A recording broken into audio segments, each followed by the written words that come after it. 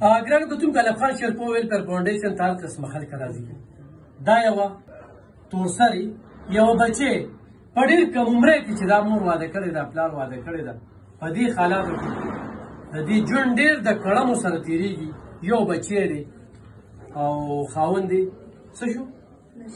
خاوند یې نشې کوي. یو خو ګوره هغه نشه ییز خلک نه دي. داسې د دې جنایت څه عمر په دې وخت کې څونه 15 کاله. په 15 کاله کې یو بچی هم دی او خاوند یې نشې هم دی او دا پکې دلته کې آیسکي آیسته آیسته نشه نه ده دا سکي او دا چې کوم دی څو کال نه ته راځي؟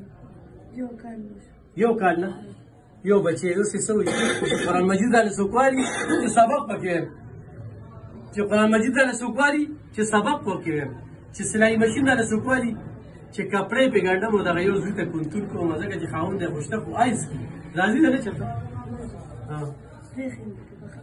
پخه دې پرېښې ته چېرته اوسېږي؟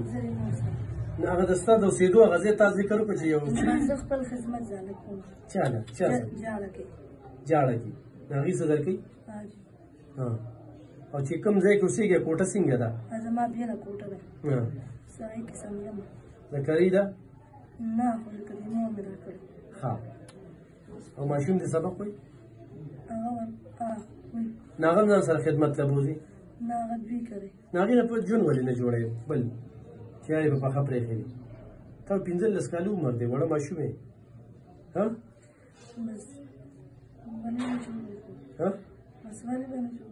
اراده دې شته؟